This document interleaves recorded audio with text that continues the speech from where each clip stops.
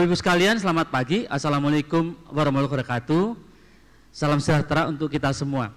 Jadi saya perkenankan izin berdiri seperti Pak Erwin. Ya. Baik, saya tidak lama-lama karena waktunya sedikit, jadi saya mohon untuk ditampilkan slide-nya. Jadi ketika saya mendapatkan undangan ini agak sedikit bingung juga karena judulnya itu title-nya itu serem banget gitu buat saya itu. Tantangan strategi komunikasi. Dalam bayangan saya akan membuat mencari tantangannya apa, strateginya apa gitu kurang lebih ya. Lalu menjadi bingung ketika ada kata-kata dalam kebijakan publik. Ini maksudnya apa ya sebenarnya gitu ya. Dan tapi waktu diskusi dengan Pak Yanin dan teman-teman sekalian, saya akhirnya mendapat benang merah ya. Artinya kita akan mencoba untuk mengkomunikasikan apa yang sudah kita lakukan. Karena SKK Migas sebagai badan semi pemerintah, ada pemerintah juga, itu punya kebijakan, termasuk kebijakan pemerintah yang lainnya ya, pendukungnya, bagaimana dikomunikasikan kepada masyarakat luas gitu ya. Termasuk tadi yang disampaikan Pak Erwin mengenai TKDN. Nah, jadi saya akan mengawali dari sebuah slide berikutnya, saya nggak hafal soal ini. Ini teori dasar komunikasi aja. Jadi ini one on one-nya, ini kalau di kuliahnya Pak Profesor Widodo ini semester 1 ini kali ya, semester 1 ya. Ya. Saya memang baru sampai situ memang sekolahnya. Ya. Herald Laswell itu mengatakan begini, ada 5 pokok dasar komunikasi, yaitu siapa yang menyampaikan, apa yang disampaikan, bagaimana cara menyampaikan, kepada siapa disampaikan, dan apa pengaruhnya. Strategi komunikasi dan kemudian tantangannya itu ada di 5 ini juga ya. Bagaimana mengkomunikasikannya, siapa yang mengkomunikasikannya, komunikatornya, pengirimnya punya masalah enggak, tantangannya apa gitu ya. Lalu pesannya apa, itu juga punya tantangan sendiri. Demikian juga nomor 3, 4, 5. Dan masing-masing juga punya strategi gitu ya. Nah, saya akan menyoroti hanya 3, yang biru ini adalah apa yang akan disampaikan dan bagaimana cara menyampaikan dan kepada siapa disampaikan. Nah, 3-3 ini akan saya lebih highlight. Yang 1 dan 5 bukan berarti tidak penting, tapi hanya tidak kita highlight ya. Nah, apa yang disampaikan ini kalau di hulu migas itu memang kadang-kadang tidak mudah. Kemarin waktu ketemu Pak Profesor Widodo, Pak Profesor Widodo langsung cerita begini, ya memang hulu migas ini apa? Sulit dipahami gitu. Coba slide berikutnya. Ya. Slide berikutnya please. Jadi apa yang disampaikan itu kadang-kadang tidak mudah. Ya. Slide berikutnya ya. Ya. Jadi stigma bahwa industri migas itu sulit dipahami. Belum sudah wangel lagi mesti gitu ya. Bahasa Jawanya gitu. Sulit dipahami. Stigma itu ada, ya, stigma itu ada. Artinya bagaimana kita membuat supaya mudah dipahami. Ya. Kemudian istilah migas itu banyak yang sifatnya teknis-teknis yang memang kita tidak biasa gitu ya. Seperti lifting, cost recovery, kemudian nanti bicara lagi mengenai well services, walkover, iki opo ini apa semua ini. Nah, ini kadang-kadang tidak mudah juga dipahami ya. Kemudian institusi pengolahnya pun rancu, membuat rancu kita ya. Ya. Rancu itu apa? Misalnya orang kalau bicara migas, dalam bayangan saya, banyak orang, masyarakat itu langsung nunjuk pom bensin, Pak. Iya kan? Begitu migas, oh ini pasti pom bensin. Pada suatu acara di Sumatera, itu tahun 2010 kurang lebih, ketika saya sosialisasi di Medan, setelah saya presentasi tentang hulu migas, panjang lebar, bisnis hulu migas, ketika duduk ada yang tanya ke saya, duduk itu, saya lupa ya, Kasubdin atau apa gitu ya, terus nanya, Pak, saya punya masalah gas di rumah tangga saya nih mengenai saluran gas. Nah, ada hubungannya sama kita nih sebenarnya. Jadi migas itu memang kadang-kadang membingungkan juga. Taunya migas di masyarakat itu kalau enggak pom bensin, bensin, solar, lalu kemudian LPG. Nah, itu yang dipahami. Lalu proses bisnis itu yang membuat kemudian membingungkan. Ya, apa sih yang dimaksud dengan hulu? Lalu kemudian kok ada SKK Migas, ada BPH Migas, lalu ada Chevron sekarang PHR ya. PHR itu ngapain, apa hubungannya dengan SKK Migas? Itu semua membuat proses bisnis itu banyak membuat orang itu menjadi bingung gitu loh. Ya, nggak paham-paham amat ini apa sebetulnya, ya. Ya. Kemudian peraturan di migas itu juga sering berubah-ubah. Ya, sering berubah-ubah. Berubah-ubah itu dalam arti berganti atau ditingkatkan lebih bagus, tapi membuat kemudian kita juga tidak ngikutin gitu ya. Ternyata sudah ada yang baru lagi gitu, sudah ada yang baru lagi. Ini juga tantangan kita untuk masalah pesan yang akan kita sampaikan. Nah, mengenai pesan ini saya akan memberikan satu contoh nih. Saya bawa dua contoh, tapi satu contoh saja, karena waktunya nggak banyak soalnya. Contoh pertama ini, ya, slide berikutnya. Contoh kasus mengenai migas menyejahterakan rakyat. Jadi dikesankan atau kemudian dianggap dan kemudian di dalam pemikiran banyak orang, harapannya kalau ada migas itu masyarakat sejahtera, kan gitu Pak ya, ada PHR, ada Chevron, ya masyarakat sejahtera, kan gitu, bener nggak? Ya bener-bener aja, sah-sah saja. Ya. Tapi tantangan buat kami untuk mensosialisasikan, menjelaskan, menceritakan sebetulnya gimana sih caranya proses sejahtera itu dilakukan. Saya kasih contoh, slide berikutnya. Ini cerita mengenai slide berikutnya please. Keluarga Pak Amir, slide berikutnya. Pak Amir. Nah, keluarga Pak Amir. Pak Amir ini punya keluarga, anaknya 2. Terus Pak Amir ini kebetulan penghasilannya naik. Penghasilannya naik. Dia naik dari 5 juta per bulan, naik jadi 10 juta per bulan. Jadi naik 5 juta dong. Ya. Pertanyaannya, keluarga Pak Amir sejahtera enggak ketika gajinya naik? Apakah penghasilan Pak Amir naik itu maka kemudian keluarga Pak Amir sejahtera? Jawabannya apa? Belum tentu. Loh kok belum tentu Pak? Lah iya, Pak Amirnya penghasilannya naik 10 juta, dari 5 juta menjadi 10 juta. Tapi yang 5 juta itu diambur-amburkan sama istrinya. Ya, yang harusnya dipakai untuk pendidikan anaknya, lalu untuk kursus, untuk belajar, dipakai untuk beli sepatu, beli tas gitu ya. Makanya hati-hati nih. Ya. Nggak sejahtera akhirnya, karena uangnya habis. Atau mungkin sebaliknya, Pak Amirnya sendiri uangnya gajinya naik, tapi uangnya 5 juta tidak dikasih ke keluarga, tapi dikasih pada keluarga yang lain, yang dia buat sendiri, keluarga di tempat lain gitu. Bisa saja, saya nggak tahu ya. Tapi intinya ada faktor lain yang di satu sisi penerimaan Pak Amir itu meningkat, tapi bisa jadi tidak sejahtera.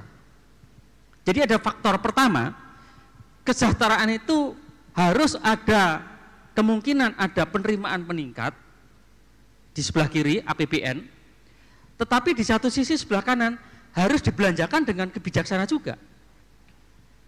Nah, SKK Migas dan Chevron, SKK Migas dan PHR dan Pertamina dan Medco dan lain-lain itu yang ada di sini, itu tugas kita itu ini Pak. Tugas kita ini mengupayakan penerimaannya meningkat. Tapi kalau sudah meningkat penerimaannya, ya bergantung dari pembelanjaannya. Apakah kemudian dibelanjakan dengan baik. Jadi artinya apa? Percuma saja kalau kita meningkatkan pendapatan, tapi kalau dibelanjakan tidak optimal, tidak sejahtera. Nanti masyarakat tidak sejahtera. Masalahnya adalah SKK Migas itu tidak bisa membelanjakan. Kita tidak punya kebijakan untuk membelanjakan secara khusus untuk dari APBN ini. Artinya kesejahteraan itu ditentukan oleh tidak melulu SKK Migas atau perusahaan minyak, tapi juga dua-duanya. Kita juga ada tambahannya, tapi di sana juga benar gitu ya. Pembelanjaannya bijaksana gitu ya. Nah, kalau kita bicara APBD, sama. Cek berikutnya. APBD. Sama, APBD juga begitu. Kesejahteraan diharapkan dari optimalisasi penerimaan sebelah kiri, ya. Pemerintah daerah itu juga mengupayakan ada penerimaan daerah, nanti ada DBH Migas tadi ceritakan ya, ada penerimaan dari pajak PBB Migas dan lain-lain sebagainya. Tapi kemudian tidak serta-merta kalau penerimaan DBH Migas, penerimaan APBN, APBD itu meningkat, lalu sejahtera, belum tentu.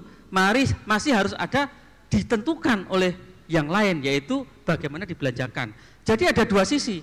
Sisi satu penerimaan harus meningkat besar, tapi di sisi lain pemerataan, pendistribusian juga harus lebih baik, dibelanjakan dengan bijaksana. Dua sisi, Pak. Dua sisi. Lalu pertanyaannya begini, Pak. Kira-kira cuman itu saja yang bisa dilakukan sama hulu migas gitu? Sebenarnya enggak. Slide berikutnya. Sebetulnya slide ini yang lama nih, yang turun ke bawah lagi, agak jauh sih, turun ke bawah. Saya mau sampaikan penting sekali ini soalnya, supaya nggak salah paham. Slide berikutnya agak panjang, 3 atau 4, 5, 4, terus. Sorry, ini tadi udah tak ganti yang baru sebetulnya. Slide berikutnya, lagi. Ini kan slide-nya Pak Herwin, tak contek. Lagi, terus. Ini yang mau penting sekali soalnya. Stop. Ini penting nih soalnya nih. Saya perlu sampaikan. Jadi memang penerimaan tadi negara yang harus diseimbangi dengan pendistribusian itu satu sisi, Pak. Satu sisi. Nah, di dalam rumah reformasi SKK Migas yang kita sedang bikin ini, ya, kita sedang mereformasi ada 3 poin yang di dalam atap itu satu level, Pak. Satu level. Ini yang kadang-kadang lupa. Pertama adalah targetnya 1 juta barrel yang sering didengarkan oleh teman-teman sekalian, Bapak Ibu sekalian, atau KKS, atau Pemda.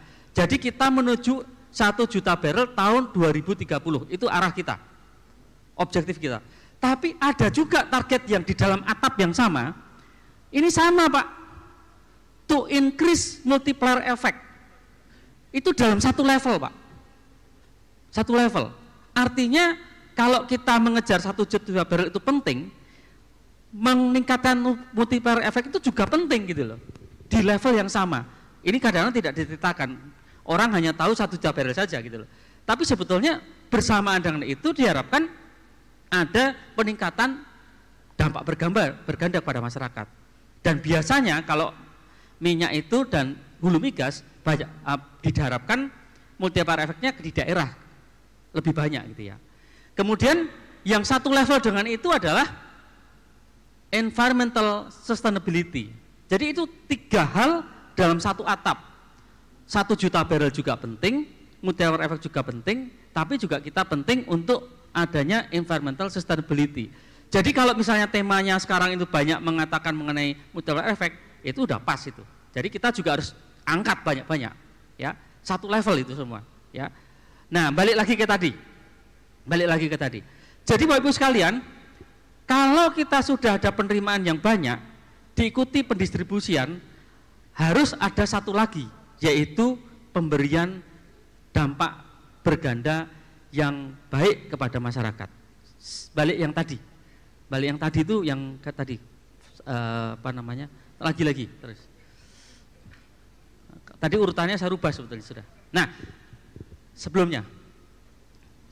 Nah, jadi Bapak Ibu sekalian, ini saya mengelaborate ya dari Pertamina tadi sudah membuat, tapi saya lengkapi sedikit ya. Jadi penerimaan negara dan kemudian akan berdampak pada penerimaan daerah, ya. Saya ulang ya.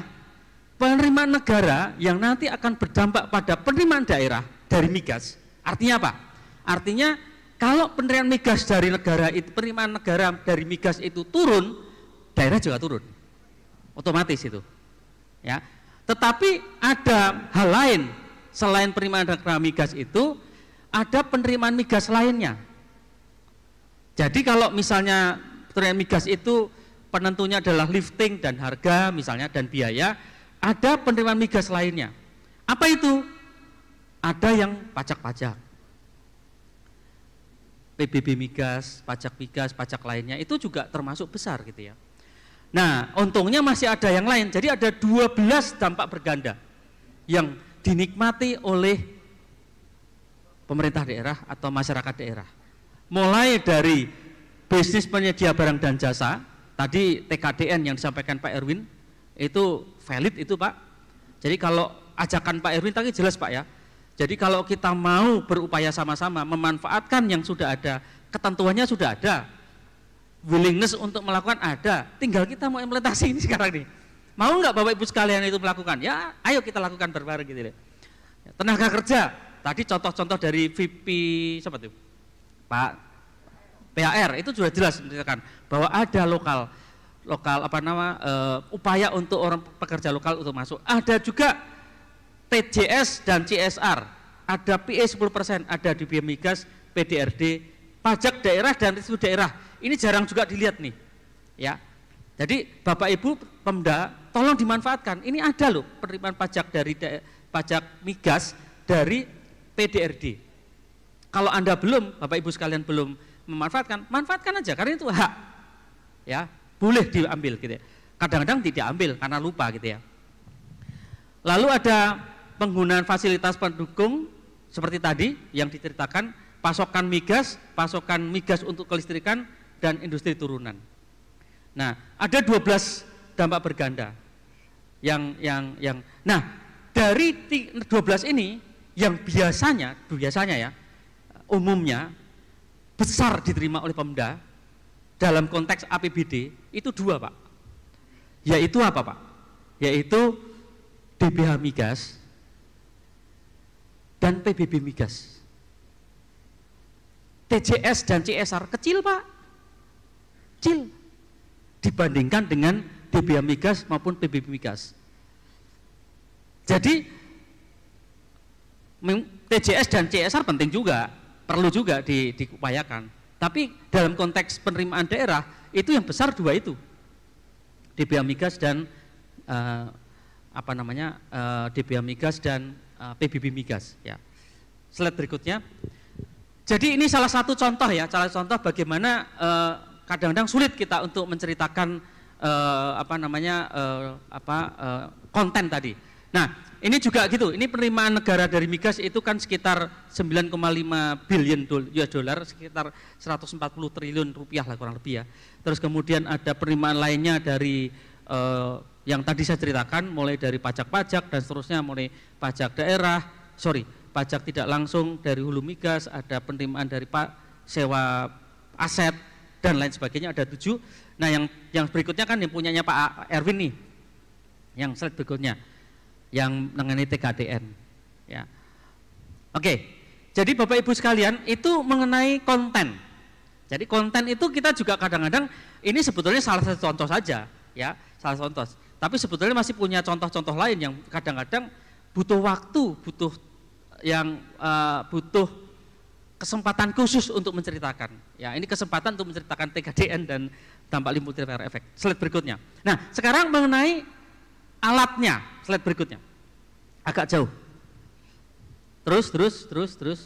Ini kasus yang kedua nggak usah. Nah, terus. Nah, ini bagaimana cara menyampaikan? Slide berikutnya. Nah, ini sebetulnya nanti ahlinya itu ada Prof. Widodo yang nanti ya cerita. Tapi saya akan mengelaborate sedikit ya. Slide berikutnya. Jadi perkembangan dunia sekarang komunikasi itu berubah sama sekali dibandingkan dulu. Ya, sebelum tahun 90-an itu sifatnya koneksi antara satu dengan yang lain, connect. Saya dengan Pak Erwin, saya dengan Pak Deputi, itu satu-satu. Tahun 90 dikenal email dan website. Lalu berubah yang tadinya koneksi dari communication. Outcome-nya. Nah, sekarang ini sejak tahun 2005 sudah berubah lagi. Sudah networking, Pak, sifatnya. Sosial media yang digunakan. Kalau kita lihat slide berikutnya, kalau kita lihat lagi slide, nanti kehabisan waktu saya. Slide berikutnya, ini enggak usah. Slide berikutnya lagi, ini enggak usah juga. Nah, kalau kita lihat dari 274,9 juta orang penduduk Indonesia, ya, 345 juta itu menggunakan mobil connection, HP, ya kan? Saya yakin di sini nggak ada yang nggak punya HP. Tolong, ada yang nggak punya HP nggak? Hah? Oh, iPhone 13 nggak punya, tapi HP yang lain punya toh. Ya, tapi pasti punya semua. Pasti punya paling nggak satu. Bahkan karena jumlahnya 345 juta, pasti ada yang punya 2. Iya kan? Kalau nggak satu, malah dua sekarang itu. Bahkan sekarang ada sudah punya 2 HP, punya laptop, punya tab lagi. Jadi sebetulnya banyak yang. Jadi artinya apa? Artinya ada perubahan perilaku dari kita semua yang sekarang itu bergantung pada HP. Orang tua saya, mertua saya lah persisnya. Ketika dia mau pensiun, dia bilang sama saya, nanti kalau saya mau pensiun, saya pengen pagi-pagi duduk-duduk di depan teras, baca koran, minum kopi. Saya mau tanya sekarang, di sini ada yang nggak seperti itu enggak? Yang ada adalah tetap minum kopi, tetap makan pisang panas, tapi yang dibuka HP, Pak. Ada WA enggak ya? Ada foto enggak ya kan? Jarang yang baca koran kan? Jarang yang baca koran. Ya, paling HP enggak. Karena apa? Perilaku kita kemudian berubah menjadi serba instan, Pak. Pengennya serba cepat. Ya, kalau cerita koran itu kejadiannya sekarang, dicetaknya besok. Baru besok baca kita. Kejadiannya sudah diketahui banyak orang lihat HP. Jadi kalau kita baca koran, udah ketinggalan sehari. Apalagi kalau majalah, Pak, seminggu bahkan. Majalah bulanan dulu kan gitu kan ya, majalah bulanan. Seingat saya dulu bacaan kita kan kalau enggak majalah gadis atau detektif romantika gitu kan. Itu sekarang mana ada yang baca itu, Pak? Jarang, Pak. Tutup itu perusahaannya itu sudah enggak ada. Jadi perilaku kita berubah sama sekali, apalagi dengan adanya internet, lalu ada media sosial yang kita gunakan. Slide berikutnya menarik nih. Ini sebetulnya saya mengutip aja nih, cuman bacain aja dari yang sudah ada. Slide berikutnya. Nah ini, dari sosial media yang ada, ini yang 5 besar yang sering digunakan itu adalah YouTube, WhatsApp, Instagram, Facebook, Twitter, itu nomor 5. 1, 2, 3, 4, 5. Jadi kebanyakan orang akan melihat YouTube. Kebanyakan orang akan menggunakan WhatsApp. Banyak orang melihat Instagram. Makanya kemarin teman-teman di kehumasan tempat saya challenge kemarin. Saya tanya gini, di antara kalian siapa yang membaca majalah Bumi? Bumi itu adalah majalahnya SKK Migas. Ada yang jawab, oh saya, Pak. Oke. Edisi keberapa? Agustus, Pak. Yang bulan ini enggak baca? Enggak. Bulan kemarin enggak baca. Jangan-jangan memang enggak ada yang baca itu Bumi dicetak. Jadi perilaku itu memaksa kita merubah apa yang harus kita lakukan. Ya. Slide berikutnya. Nah, ini sekarang penerima pesan. Tadi kan ada 3 ya. Pesannya apa? Lalu bagaimana pesan disalurkan? Lalu penerima pesan. Di Hulu Migas ini juga unik. Karena kita semi pemerintah. Pemerintah ya, karena kita di bawah SDM, tapi perilaku kita kayak pengusaha juga. Kayak pengusaha, ada partnership gitu ya. Cari bisnis juga gitu. Nah, kita ada 4 slide berikutnya. Ada 4, saya golongkan menjadi 4 ya. 4 siapa penerima itu ya. Lembaga pemerintah pusat dan daerah termasuk Polri, TNI, DPR dan seterusnya ya. DPR, DPRD dan seterusnya. Lembaga kejaksaan, kehakiman itu satu bagian. Lalu perguruan tinggi, jurnalistik dan masyarakat. Masing-masing itu punya tantangan sendiri dan kita harus punya strategi untuk meng-approach atau menyampaikan pesan itu secara berbeda-beda. Ya, misalnya kabupaten atau pemerintah, Pemda. Ini bukan salahnya Pemda kalau misalnya ada yang nggak tahu. Tetapi sistem kita itu menjadikan problem ketika kemudian kita mensosialisasikan. Suatu kali saya pernah mensosialisasikan kepada bupati, Bapak Bupati, kadis-kadis dan masyarakat dan beberapa Pemda itu di bulan apa ya, di tahun berapa gitu ya. Tapi di tahun berikutnya sudah ada pemilu daerah, pemilu daerah itu apa namanya? Pilkada, ada pilkada. Berikutnya bupatinya udah beda. Kadang-kadang saya nggak tahu kalau di sini ya. Kadang-kadang kalau bupati berbeda, kepala dinasnya juga berubah, kepala subdinasnya juga berubah. Mungkin perangkatnya berubah. Nah, yang tadi sudah saya sosialisasikan, sudah tahu mantuk-mantuk, begitu masuk lagi, baru lagi presentasi dari awal lagi gitu loh.